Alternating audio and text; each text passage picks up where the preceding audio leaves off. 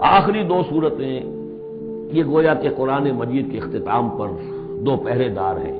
یہ دو صورتیں ہیں کہ جو اصل میں مدنی صورتیں ہیں، نازل ہوئی ہیں مدینہ منورہ میں، اور ان کا زمان نزول کے اعتبار سے شان نزول بھی ہے کہ ان کا حضور پر ایک مرتبہ جادو کیا گیا تھا، تو اس جادو کے اثرات کو زائل کرنے کے لیے یہ آیات پھر اتری ہیں،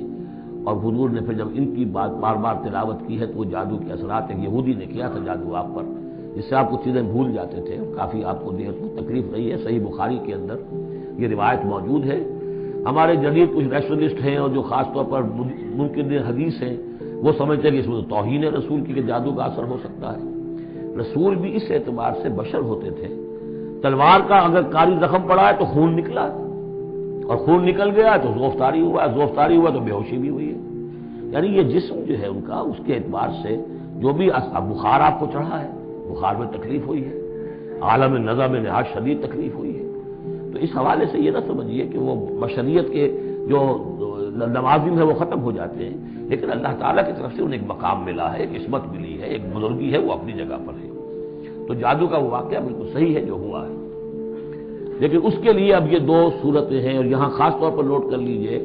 کہ یہ معوذتین، یہ ایک صورت بھی ہو سکتی تھی، لیکن قرآن حکیم میں جو عام مزاج ہے کہ صورتیں جوڑوں جوڑوں کی شکل میں ہے، تو دو حصوں میں تقسیم کر دیا۔ اور اس کی تقسیم کیا ہے؟ ایک وہ چیزیں ہیں جو انسان پر باہر سے حملہ آور ہوتی ہیں، اور ایک چیز وہ ہے جو انسان کے اپنے اندر سے حملہ آور ہوتی ہے۔ ان دونوں کو دو علیحدہ چیزوں میں رکھ کر اور سکھایا گیا ہمیں کہ تم ہمیشہ اللہ کی پناہ طلب کرتے رہا کرو ان چیزوں کے اثرات سے، ان چیزوں کے اثرات بد سے اپنے آپ کو بچانے کے لیے۔ بسم اللہ الرحمن الرحیم، قل اعوذ برب الفلق، کہو کہ میں پناہ میں آ گیا صبح کے رب کی۔ فلق، فلق ویسے تو یہ لفظ ہم پڑھ چکے ہیں سورہ انعام میں، فالق الاصباح، رات کی تاریکی کا پردہ پھٹتا ہے اور سپیدہ سحر نمودار ہوتا ہے، یا گٹھلی، فالق الحب والنوائے، تو وہ جو گٹھلی ہوتی ہے وہ بھی پھٹتی ہے تو اس میں سے دو پتیاں نکلتی ہیں تو درخت بنتا ہے۔ اس اعتبار سے فلق سے مراد یہاں صرف صبح نہیں ہے، بلکہ جو اگلی صورت میں آ رہا ما خلق، جو بھی کچھ اس کائنات میں اس نے پیدا کیا ہے در حقیقت وہ عدم کا پردہ چاک کر کے اس کو وجود بخشا ہے، عدم سے، عدم محض سے، کریشن ایکس نہیلو، بغیر کسی شے کے کسی شے کو بنانا۔ تو قل اعوذ برب الفلق من شر ما خلق، میں پناہ میں آتا ہوں اس کی تمام مخلوقات کی پناہ سے۔ اب آپ غور کیجئے، مخلوق ظاہر بات ہے خالق کی طرح کامل تو نہیں ہو سکتی، مخلوق کے اندر کوئی نہ کوئی پہلو جو ہے وہ کمی کا، تقصیر کا، نقص کا رہ جائے گا۔ تو گویا کہ ہر مخلوق میں شر کا پوٹینشیل ایلیمنٹ موجود ہے۔ یہ دوسری بات ہے کہ اللہ تعالیٰ کسی کو سہارا دے دے، کسی کو تو اپنی طرف سے عصمت عطا کر دے، اپنی طرف سے خصوصی پروٹیکشن عطا کر دے، پوٹینشیلی خلق جو ہے وہ گویا کہ مستلزم ہے اس کے ساتھ شر کے اندر کا پہلو موجود ہوگا۔ قل اعوذ برب الفلق من شر ما خلق، یعنی وہ شر جو ہے خود اپنی جگہ پر کوئی علیحدہ مستقل وجود رکھنے والی شے نہیں ہے، بلکہ وہ شر جو ہے خلق کے اندر جو کمی کا پہلو ہے، جیسے ہم نے انسانوں کے بارے میں پڑھا، خلق الانسان من عجل، انسان کی سرشت میں جلد بازی ہے، خلق الانسان ضعیفا، انسان کمزور پیدا کیا گیا ہے۔ وہ جو اس کا ہے، جو اس کا فطرت والا پہلو ہے، جو روحانی پہلو ہے، وہ تو ہے انا خلقنا الانسان فی احسن تقویم، لیکن جو یہ حیوانی پہلو ہے اس کا جو مادی وجود ہے، اس میں تو ذوق بھی ہے۔ ان الانسان خلق ہلوعا اذا مسہ الشر جزوعا واذا مسہ الخیر منوعا، یہ تمام چیزیں جو ذہن میں رکھیے۔ قل اعوذ برب الفلق من شر ما خلق، جو بھی مخلوقات ہیں ان میں سے جو بھی شر کا پہلو ہے میں اس سے اے پروردگار تیری پناہ میں آتا ہوں۔ ومن شر غاسق اذا وقب، خاص طور پر یہ رات کی ڈھانپ لینے والی جو ہے رات، اندھیرا، یہ ظاہر بات ہے اسی پھر رات کے پردے میں چوری بھی ہے، ڈاکہ بھی ہے، اسی میں پھر غول بیابانی جو ہے، شیاطین جن ہیں ان کا بھی جو حرکتیں ہوتی ہیں، پھر یہ ساری چیزیں جو ہے اسی کے سلسلے من شر غاسق اذا وقب،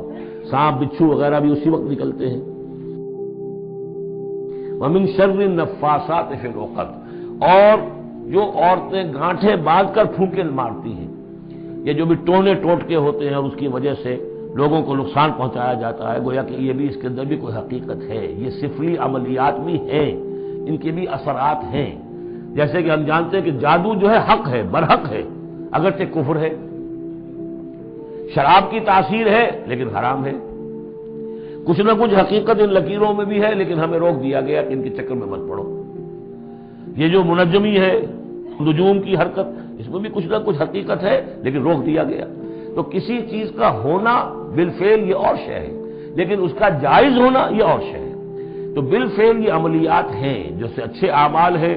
اور ان کو جو ہے کوئی اچھے اوراد ہیں، اچھے وظائف ہیں، تو ان کے کچھ اثرات جو ہیں اچھے ہو سکتے ہیں۔ اسی طریقے سے اس قسم کی چیزوں میں جادو کے جو کلمات ہوتے ہیں ان کی بھی تاثیر ہے۔ اور وہ جو عورتیں جو ہے وہ جادو کرتے ہوئے، جس کو ہم کہتے ہیں کہ وہ تعویذ گنڈا وغیرہ جو ہوتا ہے، پھر وہ اس میں پھونکے مارتی ہیں، تو اللہ تعالیٰ سے میں ان کے شر سے بھی پناہ چاہتا ہوں۔ وَمِن شَرِّ حَاسِدٍ إِذَا حَسَدَ، اور حسد کرنے والے کے شر سے بھی میں اللہ کی پناہ طلب کرتا ہوں، جبکہ وہ حسد اپنا استعمال کرے۔ اگر حسد ہے دل کے اندر ہے تو بات اور ہے، حسد کو بروئے کار لائے وہ، اور وہ انسان کے درپے ہو جائے اس حسد کی وجہ سے اسے کوئی نقصان پہنچانے کو۔ اور اسی کتابیں ہے عین، العین حق، کہ اگر انسان اس حاسدانہ نگاہ سے کسی کو دیکھتا ہے اس کے بھی اثرات ہوتے ہیں، اور اس دیکھنے کے بھی کچھ برے اثرات جو ہیں وہ ظاہر ہو جاتے ہیں۔ تو یہ تمام چیزیں اپنی جگہ پر ہیں، لیکن ان سے پناہ کرنے کے لیے آپ لمبے چوڑے کوئی اور سچکروں میں نہ پڑے۔ یہی معوذتین اللہ نے جو محمد رسول اللہ کو تلقین فرمائے، سارا دار و مدار ان پر ہونا چاہیے۔ تعوذ کرتے رہیں، اس لیے کہ ہم پڑھ چکے ہیں سورہ بقرہ میں